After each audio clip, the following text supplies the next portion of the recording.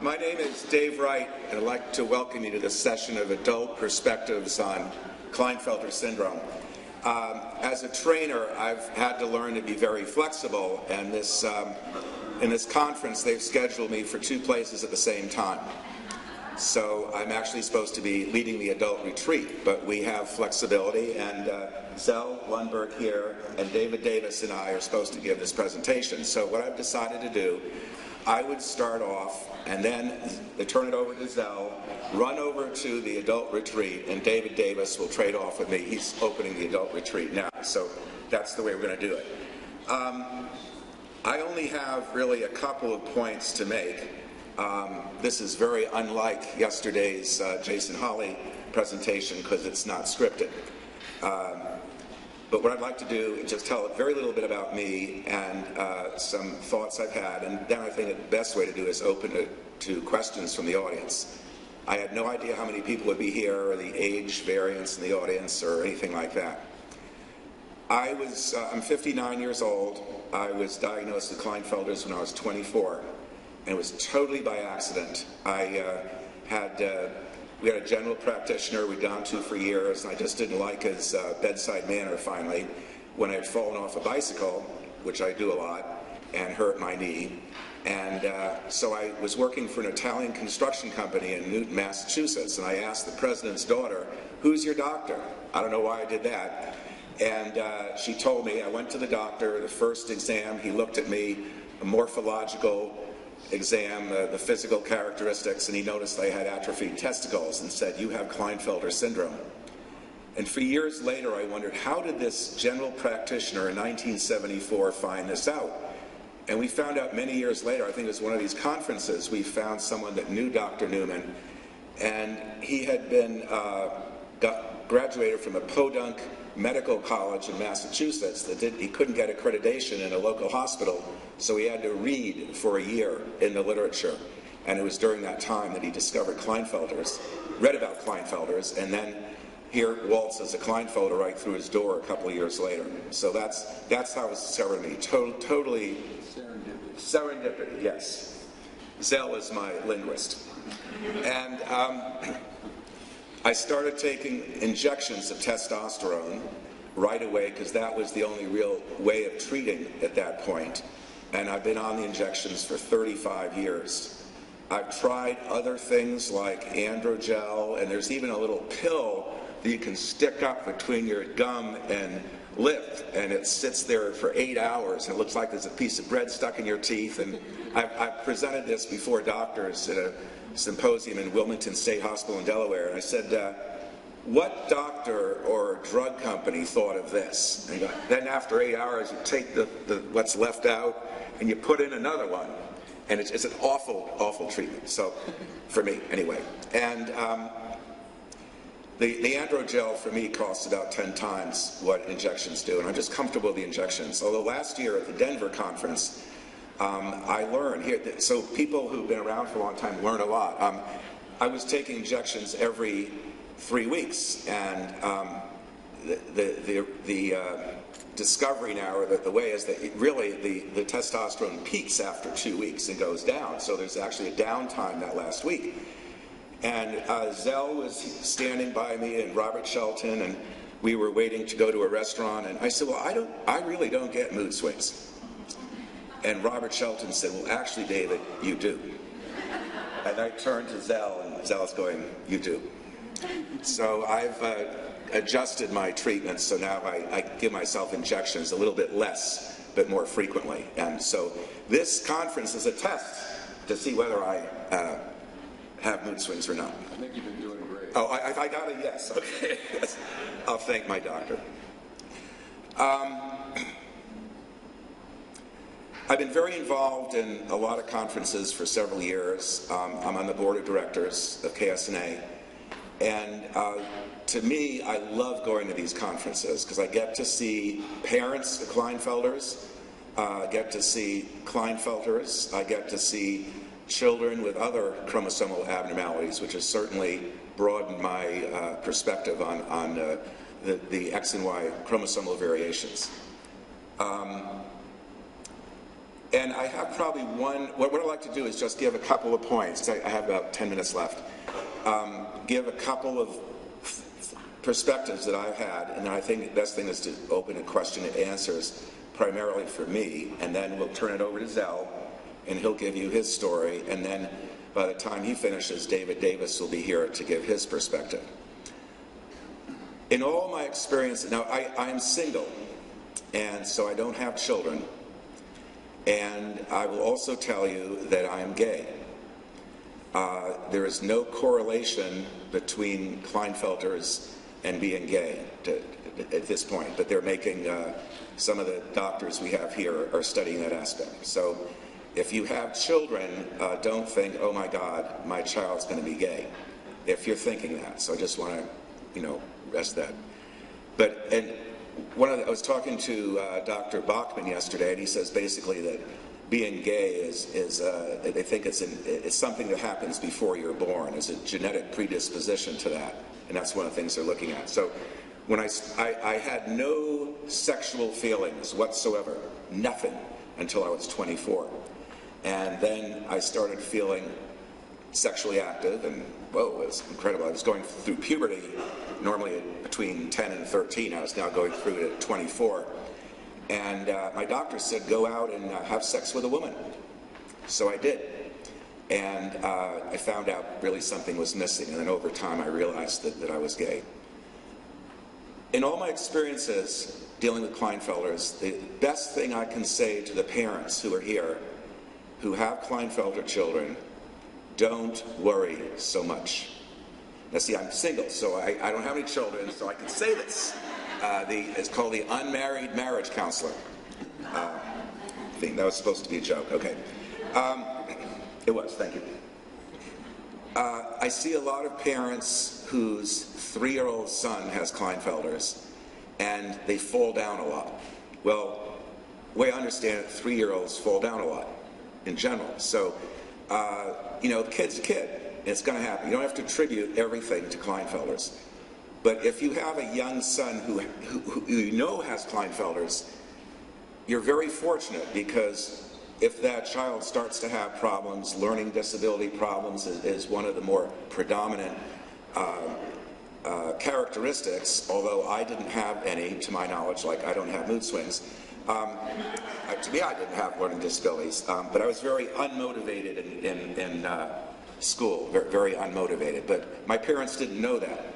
I was supposed to have a high IQ, but I was getting C's in high school, and as Zell and I were talking, our parents said, buckle down, buckle down and apply yourself. So you knowing this about your children, if you see they lack motivation or something like that, I can tell you that's a characteristic of Klinefelter syndrome. The other thing I'd like to mention is kind of harder for me to say, and I was just starting to really say this yesterday in the adult retreat, is Klinefelters, well, I said this yesterday in the Jason Holley talk, that Klinefelters look at the world differently. We just do. And sex, which is part of the human constitution in general, for us can be elusive. We don't take it for granted. I tell people when I need to go to a conference like this or concentrate on something, I can adjust my dosage of testosterone so I won't be thinking about sex so much. And normal people can't do that. You just... I heard the term typical. I like typical. Typical. Thank you. Rather than normal. Thank you. Well, I did normal in quotes, so... Typical. Typical. Thank you. My linguist over here. No, some mother told me it was great. Yeah, the typical human being can't turn off sex, and Klinefelters can. I don't really know what advantage that is, but for people, especially younger Klinefelters, who I know a lot of, that are very stimulated by the testosterone, over time it can be adjusted, and you can just not focus so much on it. Generally, younger people like to think about sex more, and to get older, other things coming to mind. I'm think I'm going somewhere I don't want to go. But anyway, so I've just looked at sex very differently. I said, I'm single, I don't have a partner, I think I'm sort of an outlier in the gay community, I don't think I'm the typical gay person, I don't think I'm the typical Klinefelter person. But it's given me a very unusual perspective on life. I went out yesterday to fill some of the questionnaires out for the doctors had. I thought, geez, these people are really looking. They said, you know, are you depressed a lot? Are you suicidal? Are you this, you that? And I said, no, I'm very happy with my life. I'm very happy. But I can tell you that the diagnosis of Klinefelter has changed my life. And I look upon Melissa Ailstock as the patron saint of Klinefelters because it was her initiative of writing a letter to Ann Landers, which started the current grassroots movement. And after I had Klinefelters, I looked for 17 years before I found somebody else with Klinefelters. You folks are much more fortunate because you are able to find out right away other children who have Klinefelters and parents who have sons with Klinefelters. Okay, that's basically my thoughts in a nutshell. Any questions of me? The woman in the white. My son is 2 and you kind of 3, and I feel like I have a unique opportunity to kind of expose him to, you know, to really emphasize that everybody's different and to help him find, you know, what appeals to him, to just show him everything, and that he will go learn from the very beginning about, you know, everybody's different and everybody's unique. How do you think growing up, was comparing yourself to other men and other boys a big part of like your self-concept, or how do you? The only difference I noticed, I went away to a camp in Maine when I was 17 as a crew member and worked on the crew. In fact, I was just there 3 weeks ago. I've been going there forever. And I remember the other boys who were 17 and 18 laughing at me because I didn't have to shave every day. And it was at that point I noticed something was different. During school, junior high and high school, one of the things we had to do was climb ropes. And I hated it because I couldn't get off the ground. I had very poor musculature. And finally in high school, I went to a progressive high school in Newton, Massachusetts that was affiliated with Harvard University. And one winter, I was put in the flab lab. I was 6'3" and 135 pounds. And I was in the flab lab with all the fat kids because I had poor coordination. So while everybody else got to play basketball, I was doing exercises, and that made a big physical impression on me, a big mental impression, because I thought it was extremely insulting. So I knew I had poor musculature. I was teased a lot as a kid. I identify a great deal with Jason Holley because he was teased a lot. And so I just knew there was something odd about me, but nobody really understood what it was. And then I barely scraped through college. I can't believe how I did it. I got very depressed a lot of the times. I was almost put in a mental hospital. That really scared me. And then when I was diagnosed at 24, the word motivation was just, it was there. I was a different person. And a year later, I went to graduate school. I have a master's in theology. I took biblical Hebrew, and every single course I took, I got A's in. It was a total turnaround. It was just the light came on. So that you, as parents, know your child has Klinefelters is a wonderful thing. Because you'll find out Zell's story too. We went through a lot of life without knowing. And I've heard so many Klinefelters who were diagnosed later in life that we just felt odd. Does that answer your question? Well, I guess, what do you think would be the best way to instill resilience that our son can? How do you help him have a sense of humor and not take it too seriously? I think that's part of growing up in general. There are a lot of fields of thought out there whether to tell your child, when to tell your child he has Klinefelters. I think it's really up to the parents, but I think if they know, it can be done very, I think you would do this very sensitively with your kid, and just know that, like, if they have to, if they're not doing well in school, well, you know, get tutoring is fine, because you let them know, you know, this will help you. And I think if you see models, if I may say this, models such as myself, you can, that's why we like seeing the children here, and there's interaction between the children and us, because they get to see us as that we don't have four heads, and, you know, we can function fine. I think it's just part of growing up. The question, the lady in front of you, yes? And I guess it's hard to know for sure, but if you had the testosterone shots in junior high and high school, do you believe those experiences wouldn't have happened? Would you have still been in lab? I still would what? Would you still have been in lab? Would you still have had the... Oh, well, I think by having testosterone earlier, it would have improved my musculature to some degree. I can climb, well, I could climb a rope, I guess, at one point. I've just had elbow surgery, so. But yeah, it would certainly help in many ways. When I first got testosterone at 24, I had a 32 waist and a 36 chest. And over the years, the waist has stayed about the same, but the chest has broadened. I'm now a 46 chest. I have to buy new suits every 2 or 3 years. I'm still expanding. I'm almost to 47 now, but the waist has stayed the same. So the musculature of the body is changing. It would have been great to have it happen much earlier. Down here. I've heard both you and Zell mention the high IQs. Is that typical? Because a lot of the things I've read have said that they usually have lower IQs. One of the problems is many of the early studies of Klinefelters dealt with static populations in Denmark, and they used prisoners and insane asylum inmates. That's what they called them at the time. So they found out remarkably that most Klinefelters were criminally insane.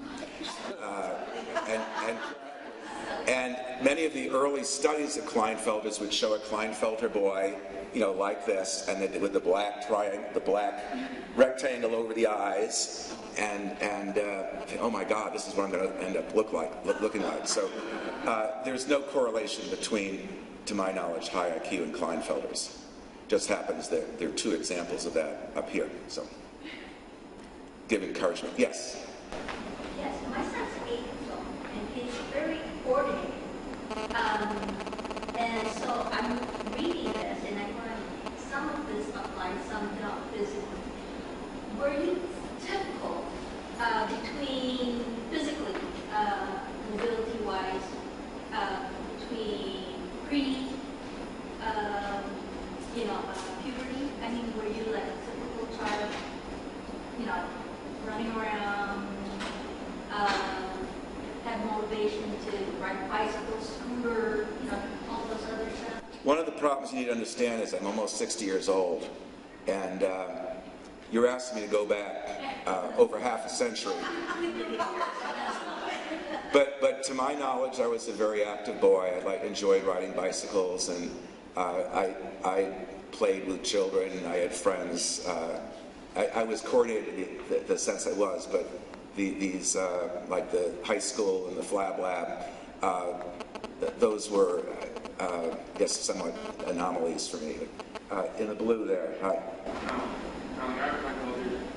I've been soccer for 15 years, baseball. I played sports, ran around, but I was just like any other kid. So you.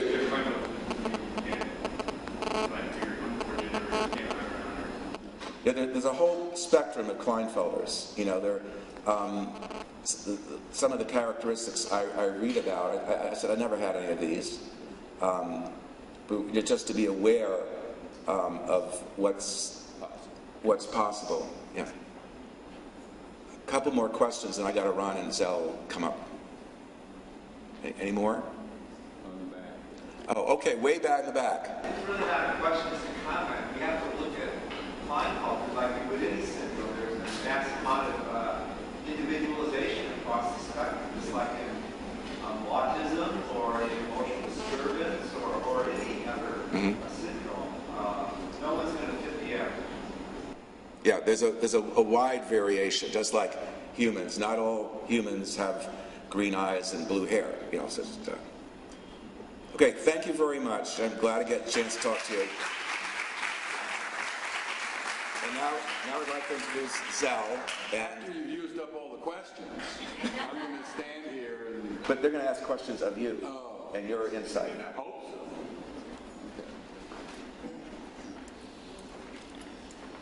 So, I don't know, I really didn't have anything prepared to say, like David. He's in government, he's prepared to say things.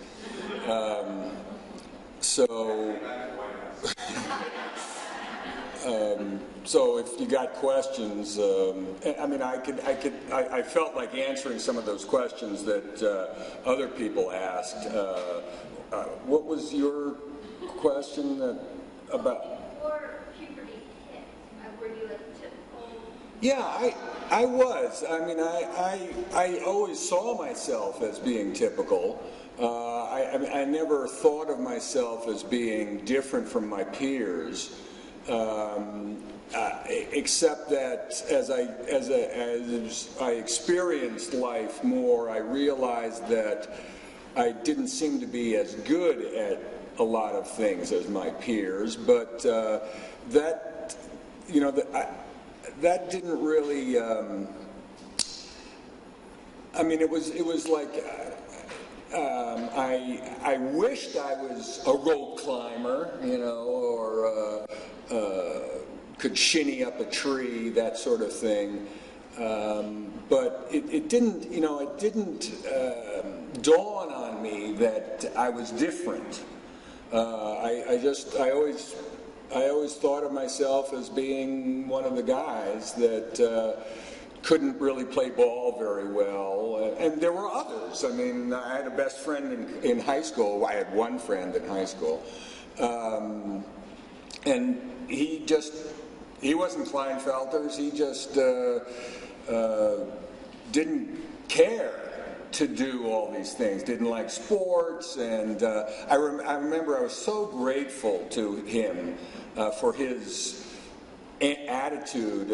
We had the President Kennedy Sports Initiative, and we all had to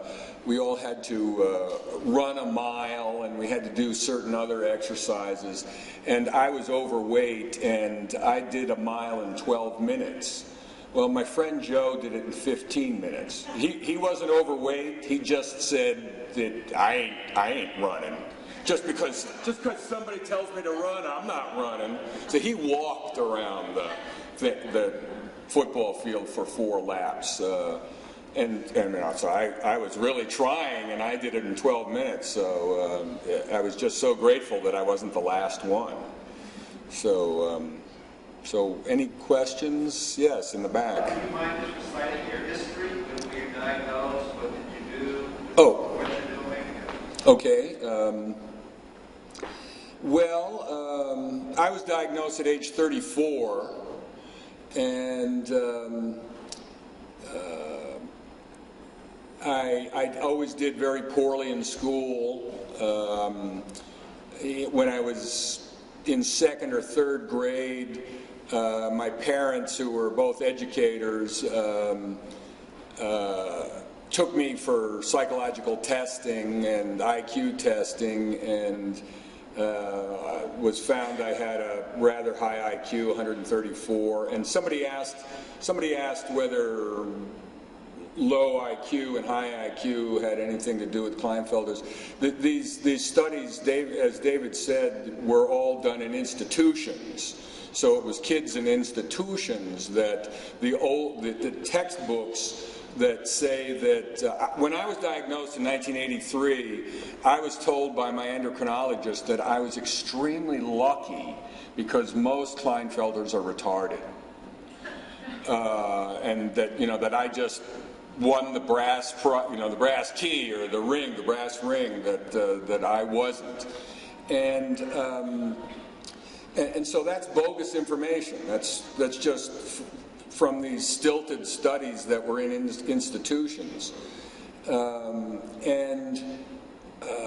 I believe that the information nowadays is that XXYs typically are of normal IQ to slightly higher than normal IQ.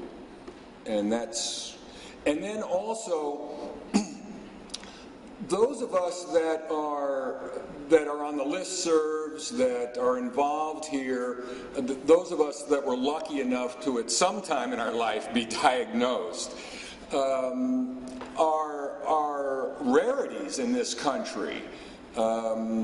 Only about 25% of Klinefelters have been diagnosed in this country. So 75% of us are out and about doing stuff. We don't know what they're doing, so we don't know if they're succeeding in life, whether they have no symptoms. So I mean, talking about the variability of symptoms, they may well have no symptoms. Somebody on one of the listservs was asking, I believe, about her husband, and his testosterone was 639, and I forget how old he was, somewhere late 20s, early 30s. His testosterone level was 639, and his LH and FSH levels were all within normal ranges. And she or he wanted to know why the doctor didn't give him testosterone when he was diagnosed. And I told her that with normal LH levels and normal FSH levels, it means that his testes are functioning. So here was one guy, an XXY, in his late 20s, early 30s, that produced enough testosterone for himself. So, I mean, that's why thinking that kids need testosterone when they turn 12, they need exogenous supplemental testosterone automatically is a wrong suggestion, because this guy, if he was given testosterone automatically when he was young, then the supplemental testosterone suppresses the testes' ability to produce its own testosterone. So then this guy would have been on testosterone all his life if he had been diagnosed earlier, and he could be right where he is now at his perfect testosterone level. He's one of the few XXYs that I said, in my response, I said, he's one of the few XXYs I've heard of that knows what his natural testosterone level is. Most of us don't know what our natural testosterone levels are because we don't produce it. So, did I, okay. What were your favorite subjects for your natural strength in school? Favorite subject was art. I'm a sculptor. That's what I do, or it's not my profession any longer. I tried several times to be a professional sculptor, and people always liked my sculptures, but they never wanted to buy them. They thought they were nice, but they didn't want to buy them. So, which is bad if you're in a profession that they don't want to give you money for what you do. So I always worked. I had lots of jobs: chauffeur, garbage man, pool cleaner, house painter. I plucked chickens for 5 months on a chicken farm, and at least 50 different jobs that I'll think of new ones later on that I did that I just can't remember. I did lots of things. Delivery man, moving man, and what started me on this tangent? Favorite subjects. I was just not good in school. As I was explaining to an XXY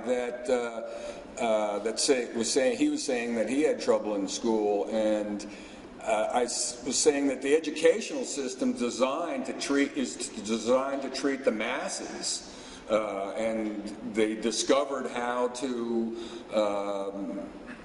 most expeditiously teach certain things to the greatest number of people, and that's the way they teach. And that for many of us, not all XXYs, as David said, have troubles in school, but many of us that do have these learning difficulties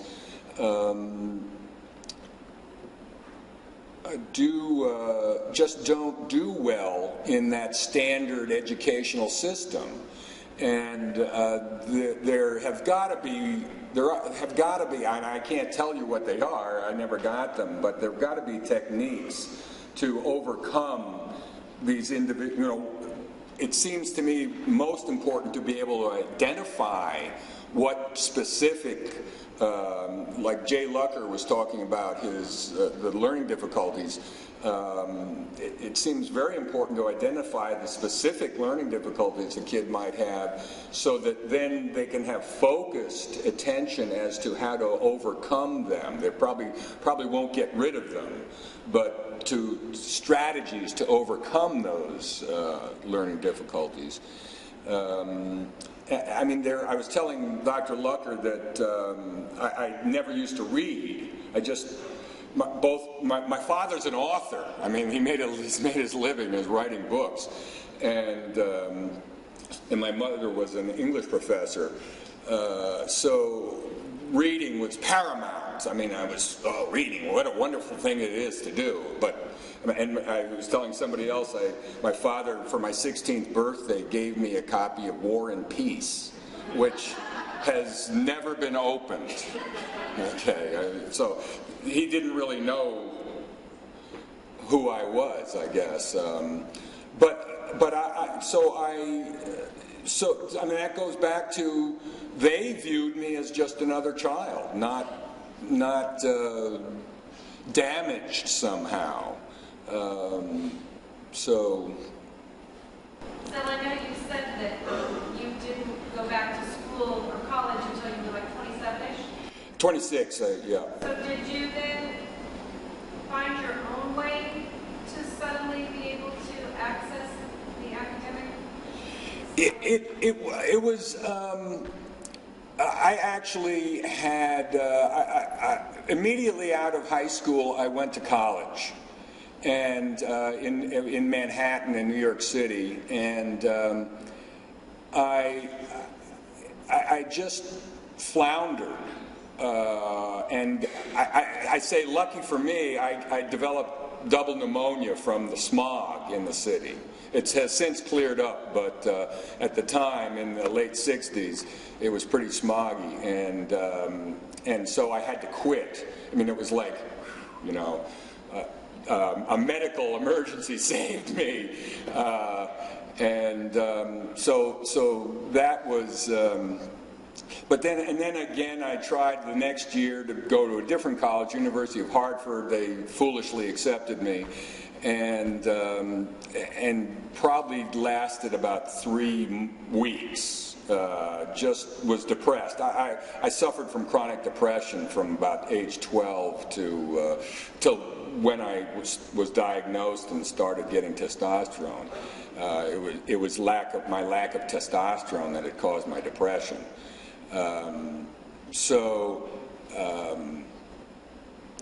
What was I? Did you just learn skills yourself when you went back? You know, at age 26, I think I had matured enough, even without testosterone, to where I was able to do stuff. I felt like if I had been 26 in high school, I probably could have done okay, and might have gotten straight B's. You know, I mean. So in college, I was able to pick the courses that I wanted. In high school, you can't pick what you want to do. You're told to do this, and you're not interested in that, so odds are you're not going to focus too well at it. So I was in a sculpture major, English minor track. And I really enjoyed college English because we read books and we read poetry. I got heavily into poetry. I just love poetry now, and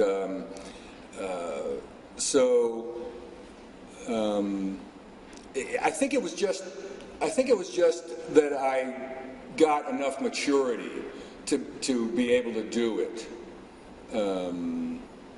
And I try to stress to parents that we do mature often. We often mature later than our peers. Yes? So what impact did testosterone at 34 have on your reading and others or academic kind of function? On reading and such? Certainly, testosterone not only improves muscle strength and emotional stability, but it also improves cognitive function. And I actually got really interested in reading. Plus, the testosterone. I was as David said, in the old days, they didn't know the proper frequency of injections, and I was getting much too much testosterone, much too infrequently. So I was taking 2 steps forward and 1 step back. So my timeline in the amount of time it took me to radically improve on testosterone was, I think, more than it should have been. I'd say I started seeing improvements after about 1.5 years, and I was fully improved, if there is such a thing, at the end of 6 years. And so I was about 39 or 40, and at that time, I just really became interested in reading. I found that I didn't really like novels, that I liked reading history books and biographies, and the paper, the daily paper, and current events. It really helped with my focus. It was really a boon for me. Of course, I was 40, so talk about giving me a little extra time to mature, so, yes. Our little boy is 4, and basically, since prenatally, I didn't know or anything, but he had a hole in his heart, he had an undescended testicle, he's had tubes in his ears, he's constantly had a weakened immune system. Mm-hmm. And I don't know, is that something more typical that comes with decline? That's pretty typical. We do have autoimmune problems. I have a lot of allergies. I was always sick when I was a kid. My mother was scrupulously clean, and I'm sorry, she spent a lot of time scrubbing the floor and stuff like that, and I'm sorry she did. I think it would have been much better for me if I had people coughing in my face, and like they always washed cans before they opened them, and they washed eggs before breaking them, and I think it would have been a lot better had I been exposed to more germs when I was younger, and I would have been a lot. This is my own little thought about the thing,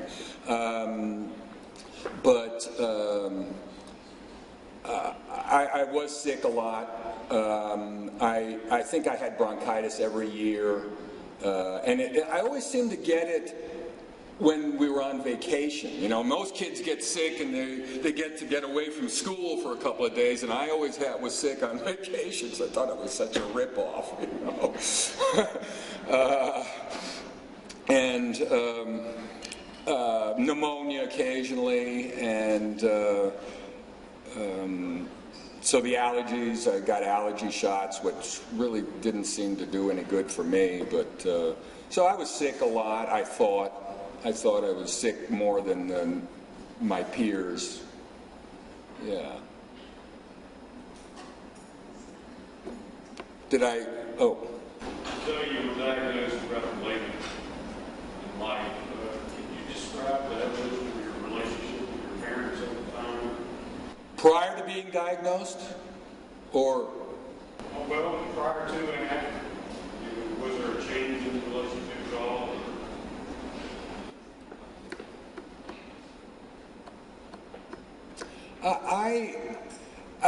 Something that I probably should mention, and it's something that I'm not very proud of, and it'd probably scare the hell out of you guys, is that I lived at home for a hell of a long time. I mean, when I was 26 and I went away to, first I commuted to college, and then I just didn't like the idea of driving 50 miles each way for each day. So I was on campus at college for 3.5 semesters. But in the last half semester, I had to take a whole semester to do my thesis because I didn't do it until when I should have been doing it. And I lived in my van in the parking lot. But, a relationship to parents. So what I was going to tell you was that I lived at home for a long time. My parents were older when I was born. My mother was 38, my father was 47. So they were getting on in life, and it was sort of a mutual. They were providing a home for me, and I was taking care of their home for them. But I just did not. I didn't want to leave home. Didn't want to leave home. And so, I mean, I worked and wasn't a financial burden on them, but they provided the home, and I just didn't have any motivation to leave.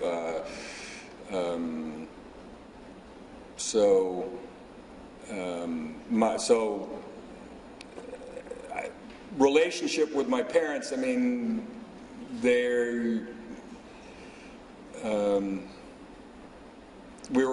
I'd say we were always on very similar ground. They weren't just demonstratively loving.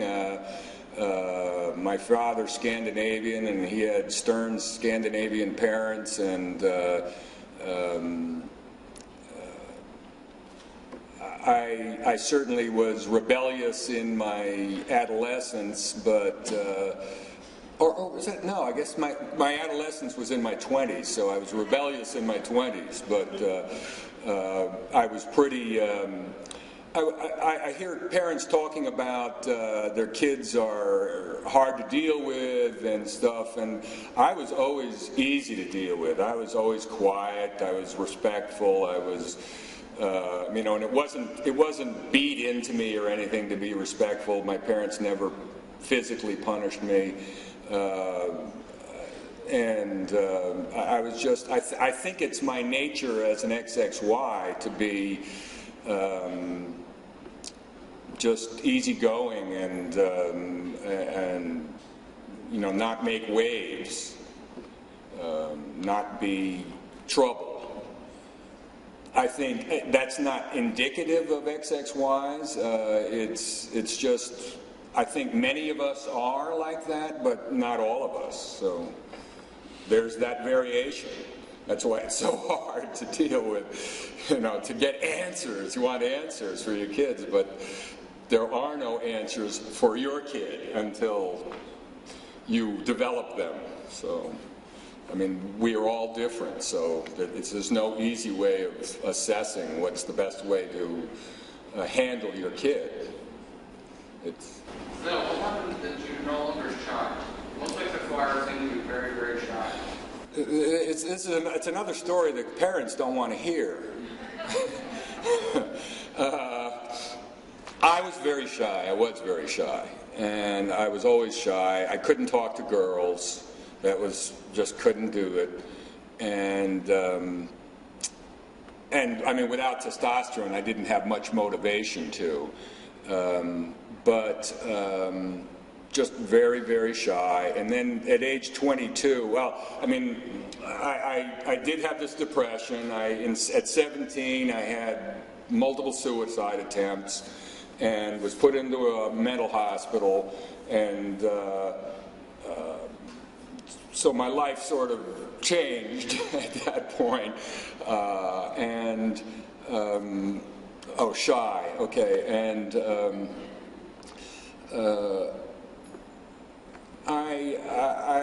I guess at 22 I started drinking beer and smoking pot. And I was always scared of hard drugs. I figured I was screwed up enough. I didn't need to screw myself up anymore. But so I drank beer and I smoked pot occasionally. And then as time went on, I drank more beer. And people introduced me to Tanqueray and tonics, and which were yummy. And I became pretty much of a drinker. I was a pretty good drinker. I think when I quit 10 months before my diagnosis, and it was actually quitting it was one of the reasons I was diagnosed. I probably was drinking about 13 16-ounce beers a day, and I was. I had my rooms were in the basement. My room was in the basement, so had my own door and stuff. So it was like being in an apartment.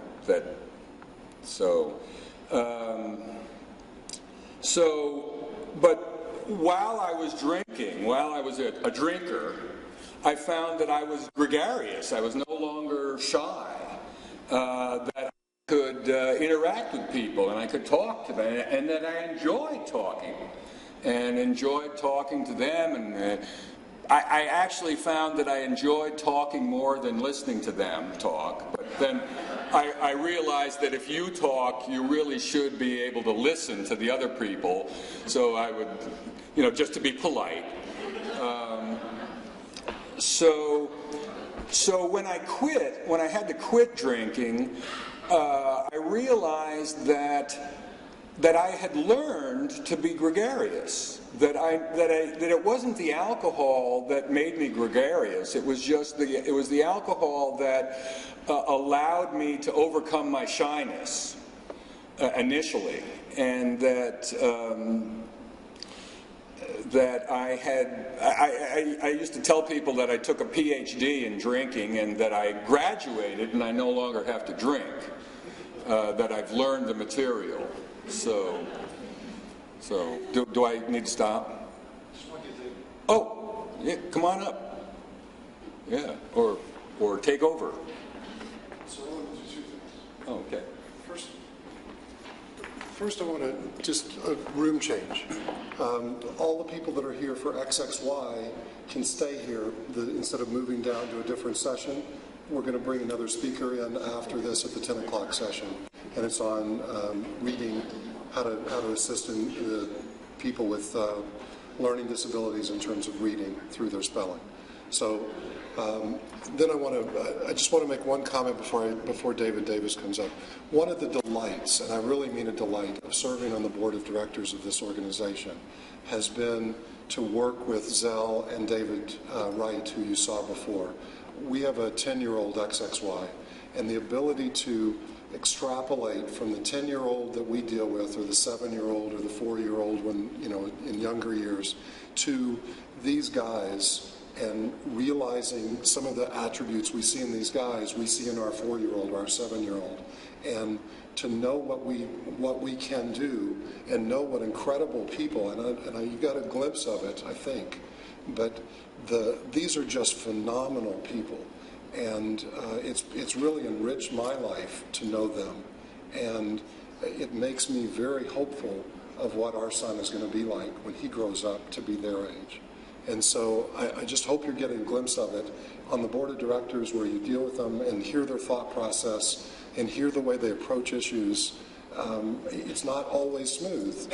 There's bumps along the road, with David Wright and with Zell, frankly, but they're all, we're all individuals, and in the context of the way that they function, it creates an incredible richness And so I will tell you that part of the delight of being in this position has been to realize that and to the hopefulness that comes out of it. So I'm hoping you're getting that coming through. If you're not, come serve on our board, because you will. So, and David Davis, I just think you ought to introduce yourself and get to know these people.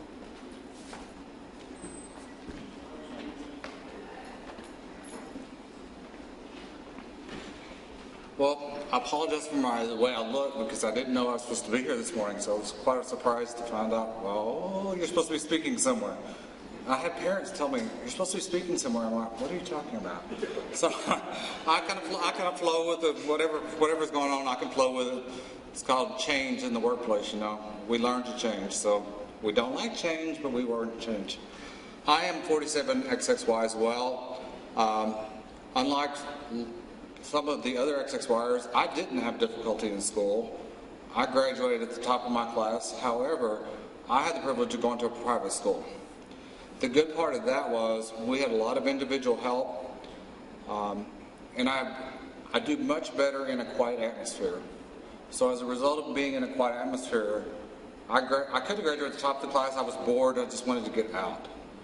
I had way more credits than I needed. Finally, the principal said, you have too many credits. You need to get out of here and go do something. So, and I was in my 11th grade of high school, so at that point. So I felt like I was very fortunate. I have not had trouble with my jobs, except the very first one I had, being insubordinate to a boss. I did that once and never did it again. Boss told me to do something, I said, that's not right, I'm not going to. That's ridiculous. Well, that's not a smart thing to say in the business environment. You learn other ways to say that so you don't get fired. I've had a 19-year history with Bank of America in the finance. I was very good at math. Took high school, I took economics and accounting as my electives. They thought I was completely insane. Are you really? I'm like, yeah, they're fun, they're easy, I could go 100%. I did go to college. I took law enforcement, which I'm not doing now. I do it as a volunteer. I made straight A's in those classes. I aced those classes, and there were officers in my classes, and the guy that taught our classes said, I don't know how you do it. You have no background in law enforcement. My officers can't even pass this stuff, and you're passing it. So I had no idea. It was interesting. I took it, went on. I also hold a Class A Master Barber Stylist license. I do color cuts and anything else. So if you see me looking at your hair, I'm sorry, I can't help myself. This is an automatic reaction. It's like my little nephew. He's a dentist, and he looks at everybody's teeth. Because I asked him one time, I said, Dwayne, do you look at everybody's teeth like we look at everybody's hair? And he goes, yeah, Uncle David. I said, oh, okay. So I guess we're not too strange, you know. But I enjoy being volunteer. I'm very active in my community. I own a home. I live by myself. And unlike Zell, I did not want to stay home once I became. At 19, I moved out. My dad had to sign the lease for my first apartment because I told the lady I wanted to live in the older section where the older folks lived, and she goes, well, you have to be quiet. I'm like, yeah, I like it quiet. Well, she wouldn't let me live over there, but they put me pretty close. Once I got past that 6 months, I was on my own ever since, and I'm very independent, so I never went home for my parents for help. Now, if they found out I needed help, that was a different thing. So there were times I worked 2 or 3 jobs not to tell them that I was starving at home. My sister, what I think was my younger sister, well, she's older than I am, I'm the baby. She moved out and moved back in and moved out and moved back in and got married and moved back in. It's like, oh my God, I never want to do this. So I said, I am not going to do this. This is not going to happen. So I moved out. I made it. I mean, there were times it's tough because we need to analyze things in our head, and it takes us a little bit longer. Yes, ma'am. When were you diagnosed? I was diagnosed at age 18, and thankfully to my stepmom, she had several degrees in science and realized there was something different about me. We have been talking about it recently, more about it.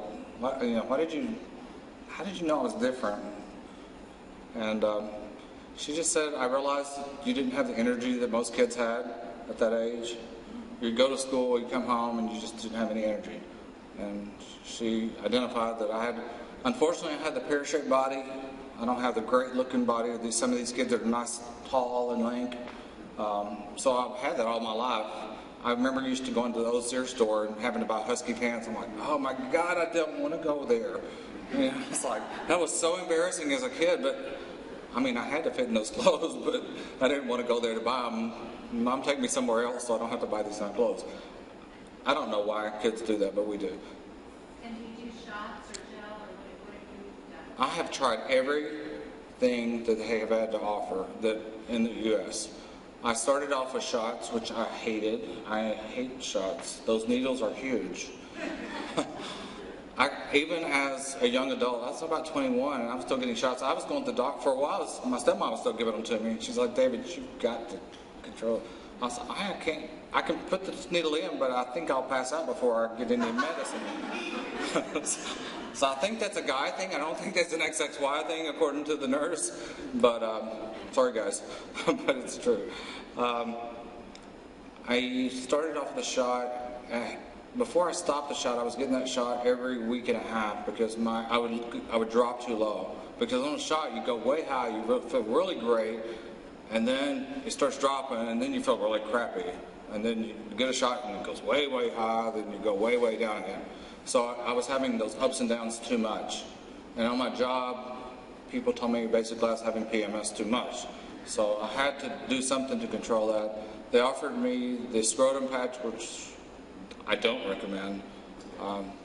It itched, it caused irritations. Most of us have sensitive skin. I tried the androgel out of the packet. It worked good for probably 10 years. Then I started not absorbing it anymore for some reason. Because I told the doctor, I said, I'm really tired. It seems like it's always springtime when I'm tired. Maybe psychological, I don't know. Finally, this last year, they got me on an androgel pump. It's the best thing I've ever had. It dries in about 2 minutes. It's not sticky. It does cost a little more. Luckily, I work for a prescription drug company now, so it makes a huge difference in what I have to actually pay. If you want to know about mail-order prescription drugs, see me after this seminar. I'll tell you how to save big money. I'm not in sales. I am a writer for that company. I write all their policies and procedures, and I deal with all the pharmacists and doctors in that company. So your kids can excel if they want to. But like me, I really enjoy that. I'm in my office, leave me alone, don't micromanage me, and I'll do fine. If you come in and micromanage me, I probably will not do a very good job. And that's the same way at home. My parents had rules for me, and I didn't like them, but I really think that helped in long term. You know, give me some rules, let me know what those rules are, and if I don't do what I'm supposed to do, either you can do positive or negative reinforcement, or however you want to look at that. I've heard both work, but I don't know what I would do if I were a parent. I'm glad I'm not a parent. I love my nephews and nieces. Did I answer your question? I'm sorry. Me and my hairstylist way, we ramble, but I'll shut up for a minute. Does anybody else have questions? Yes, ma'am. You said a lot of us have sensitive skin. I know my son does, but I haven't heard that yet in the environment, but he tends to put something like a blanket in the airplane sometimes with chemicals on. Yeah, me too. There are certain blankets I don't even like to lay on my skin. There are certain clothes I don't lay on my skin. In fact, I'm wearing a t-shirt now because I don't like the feel of any type of shirts on my skin because they irritate them. Especially...